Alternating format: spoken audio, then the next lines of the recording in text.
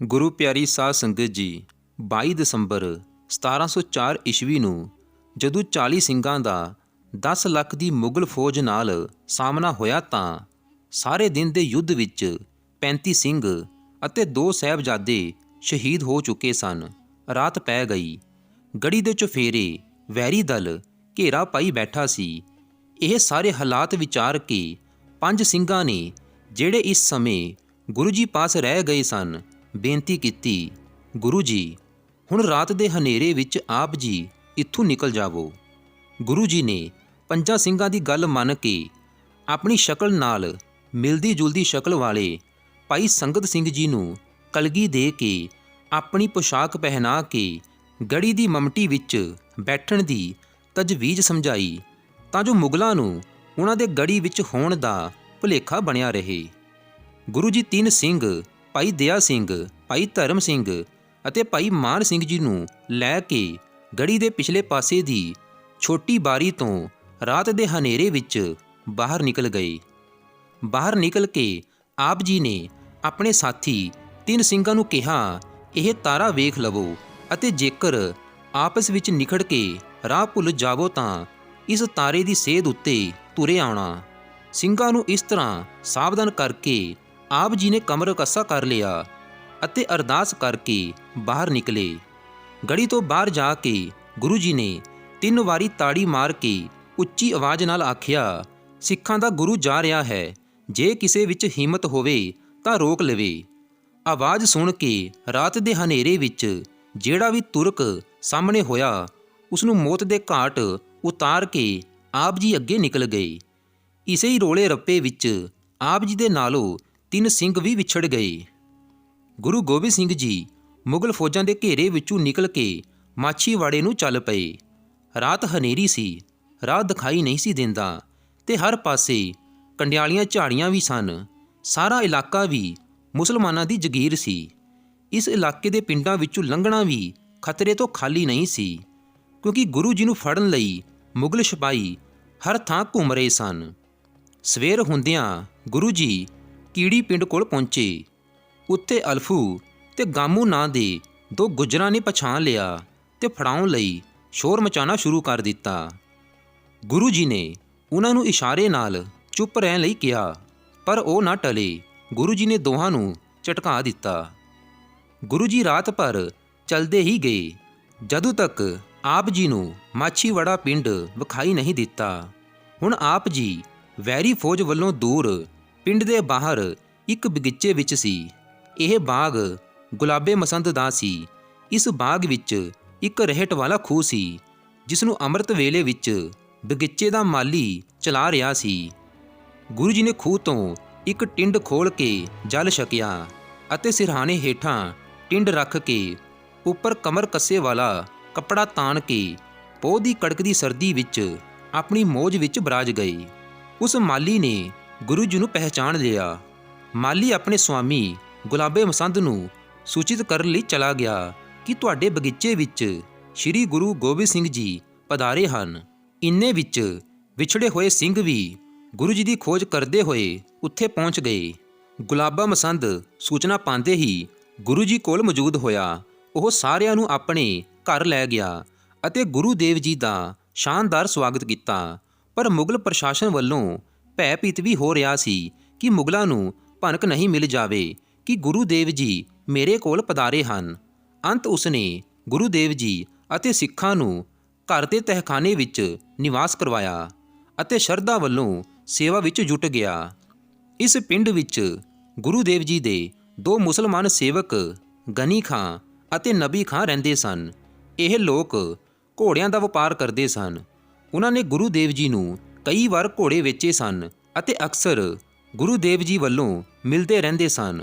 ਜਦੋਂ ਮੁਗਲ ਸੈਨਿਕ ਬਲ ਨੇ ਪਿੰਡ-ਪਿੰਡ ਦਾ ਤਲਾਸ਼ੀ ਅਭਿਆਨ ਚਲਾਇਆ ਤਾਂ ਗੁਲਾਬੇ ਮਸੰਦ ਨੂੰ ਚਿੰਤਾ ਹੋਈ। ਗੁਰੂ ਦੇਵ ਜੀ ਵੀ ਉਸ ਨੂੰ ਕਿਸੇ ਕਠਿਨਾਈ ਵਿੱਚ ਨਹੀਂ ਪਾਉਣਾ ਚਾਹੁੰਦੇ ਸਨ।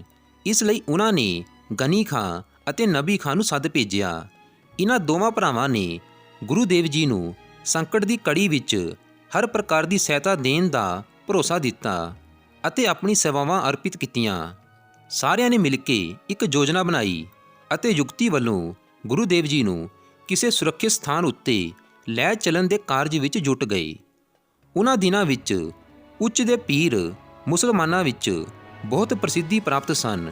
ਇਹ ਮੁਸਲਮਾਨ ਸੂਫੀ ਫਕੀਰ ਲੰਬੀ ਦਾੜ੍ਹੀ ਅਤੇ ਕੇਸ ਰੱਖਦੇ ਸਨ, ਪਰ ਕੇਸਾਂ ਦਾ ਜੂੜਾ ਨਹੀਂ ਕਰਦੇ ਸਨ, ਬਲਕਿ ਉਹਨਾਂ ਨੂੰ ਖੁੱਲ੍ਹੀਆਂ ਜਟਾਵਾਂ ਰੂਪ ਵਿੱਚ ਰੱਖ ਕੇ ਉੱਤੇ ਪਗੜੀ ਬੰਨ੍ਹਦੇ ਸਨ ਅਤੇ ਨੀਲੇ ਵਸਤਰ ਧਾਰਨ ਕਰਦੇ ਸਨ। ਅਕਸਰ ਆਪਣੇ ਮਰੀਦਾਂ ਵੱਲੋਂ ਮਿਲਣ ਅਤੇ ਲੋਕਾਂ ਵੱਲੋਂ ਭੇਟ ਆਦਿ ਲੈਣ ਪਿੰਡਾਂ ਵਿੱਚ ਘੁੰਮਣ ਲਈ ਨਿਕਲਿਆ ਕਰਦੇ ਸਨ। ਗੁਰੂ ਦੇਵ ਜੀ ਨੂੰ ਉੱਚ ਦੇ ਪੀਰ ਦੀ ਤਰ੍ਹਾਂ ਵੇਸ਼ ਸ਼ਿੰਗਾਰ ਧਾਰਨ ਕਰਵਾ ਦਿੱਤਾ ਗਿਆ ਅਤੇ ਉਹਨਾਂ ਨੂੰ ਉਸੀ ਪ੍ਰਕਾਰ ਪਲੰਘ ਉੱਤੇ ਬਿਠਾ ਕੇ ਮਾਛੀਵਾੜੇ ਵੱਲੋਂ ਦੂਰ ਕਿਸੇ ਸੁਰੱਖਿਅਤ ਸਥਾਨ ਲਈ ਚੱਲ ਪਏ। ਗੁਰੂ ਦੇਵ ਜੀ ਦੇ ਪਲੰਘ ਦੇ ਅੱਗੇ ਵੱਲੋਂ ਗਨੀ ਖਾਂ ਅਤੇ ਨਬੀ ਖਾਂ ਨੇ ਚੁੱਕਿਆ ਅਤੇ ਪਿੱਛੇ ਵੱਲੋਂ ਭਾਈ ਧਰਮ ਸਿੰਘ ਅਤੇ ਮਾਨ ਸਿੰਘ ਜੀ ਨੇ ਚੁੱਕ ਲਿਆ ਅਤੇ ਭਾਈ ਦਇਆ ਸਿੰਘ ਨੂੰ ਹੱਥ ਵਿੱਚ ਮੋਰ ਪੰਖ ਦਾ ਚਵਰ ਥਮਾ ਦਿੱਤਾ ਗਿਆ, ਜੋ ਉਹ ਗੁਰੂ ਦੇਵ ਜੀ ਦੇ ਉੱਤੇ ਝੁਲਾਉਣ ਲੱਗਾ। ਇੰਜ ਗੁਰੂ ਜੀ ਉੱਚ ਦੇ ਪੀਰ ਬਣ ਕੇ ਮਾਛੀਵਾੜੇ ਤੋਂ ਚੱਲ ਪਏ। ਰਸਤੇ ਵਿੱਚ ਲੋਕਾਂ ਨੂੰ ਇਹੀ ਦੱਸਦੇ ਗਏ ਕਿ ਪਲੰਘ ਉੱਤੇ ਉੱਚ ਦੇ ਪੀਰ ਬਿਰਾਜਮਾਨ ਹਨ। ਮਾਛੀਵਾੜੇ ਤੋਂ ਚੱਲ ਕੇ 12 ਕੁ ਮੀਲਾਂ ਦੀ ਵਿੱਥ 'ਤੇ ਘੁੰਗਰਾਲੀ ਪਹੁੰਚੇ, ਰਾਤ ਵਿਸ਼ਰਾਮ ਕੀਤਾ ਤੇ ਅਗਲੇ ਦਿਨ ਇੱਥੋਂ 13 ਕੁ ਮੀਲਾਂ ਦੀ ਵਿੱਥ 'ਤੇ ਪਿੰਡ ਲੱਲ ਪਹੁੰਚੇ। ਇੱਥੇ ਪਿੰਡ ਬਾਹਰ ਇੱਕ ਤਲਾਅ ਦੇ ਕੰਢੇ ਬੋੜ ਹੇਠਾਂ ਆਰਾਮ ਕੀਤਾ। ਇੱਥੇ ਮੁਗਲ ਫੌਜ ਨੇ ਰੋਕ ਲਿਆ ਅਤੇ ਇਹ ਜਾਣਨਾ ਚਾਹਿਆ ਕਿ ਉੱਚ ਦੇ ਪੀਰ ਦੇ ਰੂਪ ਵਿੱਚ ਕਿਧਰੇ ਗੁਰੂ ਗੋਬਿੰਦ ਸਿੰਘ ਜੀ ਤਾਂ ਨਹੀਂ ਹਨ। ਗੁਰੂ ਦੇਵ ਜੀ ਵੱਲੋਂ ਅਧਿਕਾਰੀਆਂ ਨੇ ਗੱਲਬਾਤ ਕੀਤੀ, ਜਿਸ ਦਾ ਜਵਾਬ ਗੁਰੂ ਦੇਵ ਜੀ ਨੇ ਫਾਰਸੀ ਭਾਸ਼ਾ ਵਿੱਚ ਦਿੱਤਾ, ਪਰ ਅਧਿਕਾਰੀ ਦੁਵਿਧਾ ਵਿੱਚ ਸਨ। ਇੱਕ ਤਰਫ ਉੱਚ ਦਾ ਪੀਰ, ਦੂਜੇ ਪਾਸੇ ਗੁਰੂ ਜੀ ਦਾ ਬਚ ਕੇ ਨਿਕਲ ਜਾਣਾ ਉਸ ਦੀ ਨੌਕਰੀ ਨੂੰ ਸੰਕਟ ਵਿੱਚ ਪਾ ਸਕਦਾ ਸੀ। ਉਸਨੇ ਪ੍ਰਸਤਾਵ ਰੱਖਿਆ ਕਿ ਤੁਸੀਂ ਸਾਡੇ ਇੱਥੇ ਭੋਜਨ ਕਰੋ। ਜਵਾਬ ਵਿੱਚ ਗੁਰੂ ਦੇਵ ਜੀ ਨੇ ਕਿਹਾ ਕਿ ਮੈਂ ਚਿੱਲਾ ਲਿਆ ਹੋਇਆ ਹੈ, ਅਰਥਾਤ ਮੈਂ ਉਪਵਾਸ ਧਾਰਨ ਕੀਤਾ ਹੋਇਆ ਹੈ, ਪਰ ਮੇਰੇ ਮੁਰੀਦ ਇਹ ਤੁਹਾਡੇ ਨਾਲ ਭੋਜਨ ਕਰਨਗੇ। ਅਜਿਹਾ ਹੀ ਕੀਤਾ ਗਿਆ। ਜਦੋਂ ਭੋਜਨ ਕਰਨ ਲੱਗੇ ਤਾਂ ਭਾਈ ਦਇਆ ਸਿੰਘ ਜੀ ਨੇ ਗੁਰੂ ਆਗਿਆ ਅਨੁਸਾਰ ਆਪਣੀ ਲਘੂ ਕਿਰਪਾਨ ਭੋਜਨ ਪਲਾਓ ਵਿੱਚ ਪਾ ਕੇ ਗੁਰੂ ਮੰਤਰ ਉਚਾਰਨ ਕੀਤਾ। ਤੋਹ ਪ੍ਰਸਾਦ, ਭਰਮ ਦਾ ਨਾਸ਼ ਅਤੇ ਖੁਸ਼ੀ ਨਾਲ ਭੋਜਨ ਕਰ ਲਿਆ। ਚਲਦੇ ਸਮੇਂ ਥਾਲੀ ਵਿੱਚੋਂ ਕੁਝ ਅੰਸ਼ ਰੁਮਾਲ ਵਿੱਚ ਬੰਨ੍ਹ ਲਿਆ। ਇਸ ਵਿੱਚ ਫੌਜੀ ਅਧਿਕਾਰੀ ਨੇ ਨਜ਼ਦੀਕ ਦੇ ਪਿੰਡ ਸਲੋਹਪੁਰ ਵੱਲੋਂ ਕਾਜੀ ਪੀਰ ਮੁਹੰਮਦ ਨੂੰ ਗੁਰੂ ਦੇਵ ਜੀ ਦੀ ਪਹਿਚਾਣ ਕਰਨ ਲਈ ਸੱਦ ਲਿਆ। ਇਹ ਕਾਜੀ ਸਾਹਿਬ ਗੁਰੂ ਦੇਵ ਜੀ ਨੂੰ ਬਚਪਨ ਵੱਲੋਂ ਫਾਰਸੀ ਭਾਸ਼ਾ ਦੀ ਪੜ੍ਹਾਈ ਕਰਵਾਉਂਦੇ ਰਹੇ ਸਨ। ਜਦੋਂ ਕਾਜੀ ਸਾਹਿਬ ਨੇ ਗੁਰੂ ਦੇਵ ਜੀ ਨੂੰ ਪਛਾਣਿਆ ਤਾਂ ਉਸਨੇ ਦੋਹਰੇ ਅਰਥਾਂ ਵਾਲੀ ਭਾਸ਼ਾ ਵਿੱਚ ਕਿਹਾ ਕਿ ਹਾਂ, ਮੈਂ ਇਹਨਾਂ ਨੂੰ ਜਾਣਦਾ ਹਾਂ, ਇਹ ਮੇਰੇ ਵੀ ਪੀਰ ਹਨ, ਇਹਨਾਂ ਨੂੰ ਜਾਣ ਦਿਓ। ਇਸ ਪ੍ਰਕਾਰ ਗੁਰੂ ਦੇਵ ਜੀ ਕਠਿਨ ਪਰਿਸਥਿਤੀਆਂ ਵੱਲੋਂ ਸਹਿਜ ਹੀ ਨਿਕਲ ਗਏ। ਉਸ ਤੋਂ ਬਾਅਦ ਗੁਰੂ ਜੀ ਲੱਲ ਤੋਂ ਚੱਲ ਕੇ ਪਿੰਡ ਕਟਾਣੇ ਪਹੁੰਚੇ। ਇੱਥੇ ਗੁਰਦੁਆਰਾ ਕਟਾਣਾ ਸਾਹਿਬ ਹੈ।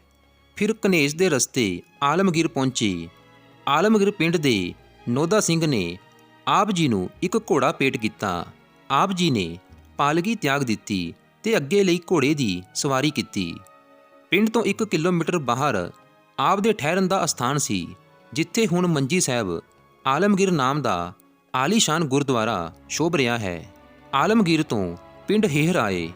ਉੱਥੇ ਉਦਾਸੀ ਮਹੰਤ ਕਿਰਪਾਲ ਦਾਸ ਦਾ ਡੇਰਾ ਸੀ, ਜਿਨ੍ਹਾਂ ਨੇ ਭੰਗਾਣੀ ਦੇ ਜੰਗ ਵਿੱਚ ਆਪਣੇ ਮੋਟੇ ਸੋਟੇ ਨਾਲ ਹੀ ਫੌਜੀ ਸਰਦਾਰ ਹਯਾਤ ਖਾਨ ਨੂੰ ਮਾਰ ਸੁੱਟਿਆ ਸੀ। ਹੁਣ ਉਸ ਦੀ ਥਾਂ ਉੱਤੇ ਉਸ ਦਾ ਇੱਕ ਚੇਲਾ ਮਹੰਤ ਸੀ। ਪਹਿਲਾਂ ਉਸਨੇ ਬੜਾ ਸਤਿਕਾਰ ਕੀਤਾ, ਪਰ ਜਦੋਂ ਪਤਾ ਲੱਗਾ ਕਿ ਮੁਗਲ ਫੌਜ ਗੁਰੂ ਜੀ ਦੀ ਭਾਲ ਕਰ ਰਹੀ ਹੈ ਤਾਂ ਉਹ ਘਬਰਾ ਗਿਆ। ਇੱਥੋਂ ਆਪ ਜੀ ਨੇ ਗਨੀ ਖਾਂ ਤੇ ਨਬੀ ਖਾਂ ਨੂੰ ਆਦਰ ਸਤਿਕਾਰ ਨਾਲ ਵਿਦਾ ਕੀਤਾ ਅਤੇ ਇੱਕ ਯਾਦਗਾਰੀ ਪੱਤਰ ਲਿਖ ਕੇ ਦਿੱਤਾ, ਜਿਸ ਵਿੱਚ ਉਹਨਾਂ ਦੀ ਵੱਡਮੁੱਲੀ ਸੇਵਾ ਦਾ ਜ਼ਿਕਰ ਕਰਕੇ ਖਾਲਸਾ ਪੰਥ ਨੂੰ ਉਹਨਾਂ ਦਾ ਆਦਰ ਕਰਨ ਦਾ ਹੁਕਮ ਕੀਤਾ। ਅਗਲੇ ਦਿਨ ਸਵੇਰੇ ਹੀ ਗੁਰੂ ਜੀ ਹੋਹਰ ਤੋਂ ਚੱਲ ਕੇ ਸੀਲੋਆਣੀ ਤਹਿਸੀਲ ਜਗਰਾਵਾਂ ਪਹੁੰਚੇ। ਉੱਥੇ ਰਾਏਕੋਟ ਜੱਟਪੁਰੇ ਦਾ ਚੌਧਰੀ ਰਾਏ ਕਲਾ ਆਇਆ ਹੋਇਆ ਸੀ। ਉਹ ਬੜੇ ਆਦਰ ਸਤਿਕਾਰ ਨਾਲ ਗੁਰੂ ਜੀ ਨੂੰ ਜੱਟਪੁਰੇ ਲੈ ਗਿਆ। ਉੱਥੇ ਆਪਣੇ ਮਕਾਨ ਵਿੱਚ ਉਤਾਰਾ ਦਿੱਤਾ। ਗੁਰੂ ਜੀ ਦੀਆਂ ਮੁਸੀਬਤਾਂ ਅਤੇ ਕਸ਼ਟਾਂ ਦਾ ਹਾਲ ਸੁਣ ਕੇ ਰਾਏ ਕਲਾ ਤਿਪ-ਤਿਪ ਅੱਥਰੂ ਕੇਰਨ ਲੱਗ ਪਿਆ ਅਤੇ ਜ਼ਾਲਮਾਂ ਨੂੰ ਬਦਸੀਸਾਂ ਦੇਣ ਤੇ ਲਾਹਨਤਾਂ ਪਾਉਣ ਲੱਗ ਪਿਆ। ਉਸਨੇ ਬੇਨਤੀ ਕੀਤੀ ਕਿ ਮੈਂ ਹਰ ਪ੍ਰਕਾਰ ਦੀ ਸੇਵਾ ਲਈ ਹਾਜ਼ਰ ਹਾਂ, ਕੋਈ ਸੇਵਾ ਬਖਸ਼ੋ। ਗੁਰੂ ਜੀ ਨੇ ਰਾਏ ਕਲਾ ਨੂੰ ਕਿਹਾ ਕਿ ਕਿਸੇ ਸਿਆਣੇ ਆਦਮੀ ਨੂੰ ਸਰਹੰਦ ਭੇਜੋ ਜੋ ਪਤਾ ਲਿਆਵੇ ਕਿ ਸਰਸਾ ਪਾਰ ਕਰਨ ਸਮੇਂ ਵਿਛੜੇ ਵਿਹੀਰ ਵਿੱਚ ਕੋਈ ਪਕੜਿਆ ਤਾਂ ਨਹੀਂ ਗਿਆ। ਚੌਧਰੀ ਨੇ ਮਾਹੀ ਨਾਮ ਦੇ ਇੱਕ ਆਦਮੀ ਨੂੰ ਸਰਹੰਦ ਭੇਜਿਆ। ਉੱਥੋਂ ਸਰਹੰਦ ਲਗਭਗ 70 ਕਿਲੋਮੀਟਰ ਦੀ ਵਿੱਥ 'ਤੇ ਸੀ। ਮਾਹੀ ਅਗਲੇ ਦਿਨ ਹੀ ਸਾਹਿਬਜ਼ਾਦਿਆਂ ਅਤੇ ਮਾਤਾ ਜੀ ਦੀ ਸ਼ਹੀਦੀ ਦੀ ਖਬਰ ਲੈ ਕੇ ਆ ਪਹੁੰਚਿਆ। ਉਸਨੇ ਰੋ ਰੋ ਕੇ ਸਾਰੇ ਹਾਲਾਤ ਵਰਣਨ ਕੀਤੇ ਕਿ ਕਿਵੇਂ ਛੋਟੇ ਸਾਹਿਬਜ਼ਾਦਿਆਂ ਨੂੰ ਸ਼ਹੀਦ ਕੀਤਾ ਗਿਆ।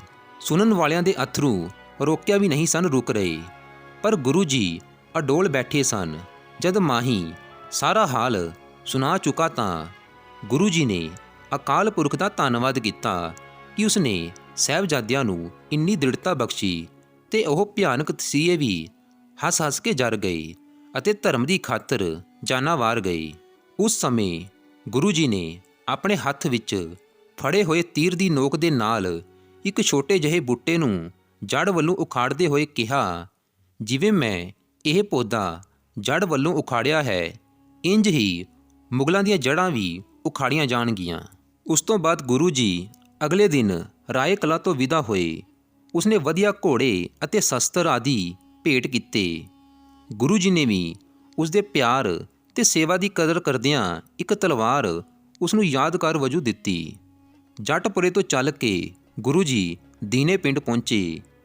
ਉੱਥੇ ਚੌਧਰੀ ਲਖਮੀਰ, ਸ਼ਮੀਰ ਤੇ ਤਖਤ ਮੱਲ ਨੇ ਆਪ ਦਾ ਨਿੱਘਾ ਸਵਾਗਤ ਕੀਤਾ ਅਤੇ ਆਪਣੇ ਚੁਬਾਰੇ ਵਿੱਚ ਉਤਾਰਾ ਦਿੱਤਾ। ਇਹ ਤਿੰਨੇ ਭਰਾ ਭਾਈ ਜੋਧ ਰਾਏ ਦੇ ਪੋਤਰੇ ਸਨ, ਜਿਸ ਨੇ ਗੁਰੂ ਹਰਗੋਬਿੰਦ ਸਾਹਿਬ ਤੋਂ ਸਿੱਖੀ ਧਾਰਨ ਕੀਤੀ ਸੀ ਅਤੇ ਆਪਣੀ ਫੌਜ ਸਮੇਤ ਗੁਰੂਸਰ ਦੇ ਜੰਗ ਵਿੱਚ ਹਿੱਸਾ ਲਿਆ ਸੀ ਤੇ ਬਹਾਦਰੀ ਦੇ ਜੋਹਰ ਵਿਖਾਏ ਸਨ। ਜਿਉਂ-ਜਿਉਂ ਸਿੱਖਾਂ ਨੂੰ ਗੁਰੂ ਜੀ ਦੇ ਦੀਨੇ ਪਿੰਡ ਵਿੱਚ ਆਉਣ ਦਾ ਪਤਾ ਲੱਗਦਾ ਗਿਆ, ਉਹ ਰੋਜ਼ ਦਰਸ਼ਨਾਂ ਨੂੰ ਆਉਣ ਲੱਗ ਪਏ। ਚੰਗੀਆਂ ਰੌਣਕਾਂ ਲੱਗਣ ਲੱਗ ਪਈਆਂ। ਗੁਰੂ ਜੀ ਨੇ ਸਿੱਖਾਂ ਨੂੰ ਹੁਕਮਨਾਮੇ ਭੇਜੇ ਕਿ ਹਥਿਆਰਬੰਦ ਹੋ ਕੇ ਜਲਦੀ ਹੀ ਉਹਨਾਂ ਪਾਸ ਆਉਣ। ਸਰਹੰਦ ਦੇ ਨਵਾਬ ਵਜ਼ੀਰ ਖਾਂ ਨੂੰ ਵੀ ਇਹ ਖਬਰ ਮਿਲ ਗਈ ਕਿ ਗੁਰੂ ਜੀ ਦੀਨੇ ਪਿੰਡ ਵਿੱਚ ਹਨ। ਗੁਰੂ ਜੀ ਦੀਨੇ ਪਿੰਡ ਵਿਖੇ ਕਾਫੀ ਸਮਾਂ ਠਹਿਰੇ। ਇੱਥੇ ਬਹੁਤ ਸਾਰੇ ਸਿੱਖ ਯੋਧੇ ਗੁਰੂ ਜੀ ਦੀ ਸੇਵਾ ਵਿੱਚ ਆ ਹਾਜ਼ਰ ਹੋਏ। ਗੁਰੂ ਜੀ ਨੇ ਕੁਝ ਆਦਮੀ ਤਨਖਾਹਦਾਰ ਵੀ ਭਰਤੀ ਕਰ ਲਏ। ਸੋ ਪਿਆਰੀ ਸਾਧ ਸੰਗਤ ਜੀ, ਇਸ ਵੀਡੀਓ ਨੂੰ ਲਾਈਕ ਕਰੋ, ਸ਼ੇਅਰ ਕਰੋ ਅਤੇ ਕਮੈਂਟ ਬਾਕਸ ਵਿੱਚ ਵਾਹਿਗੁਰੂ ਜੀ ਜ਼ਰੂਰ ਲਿਖੋ।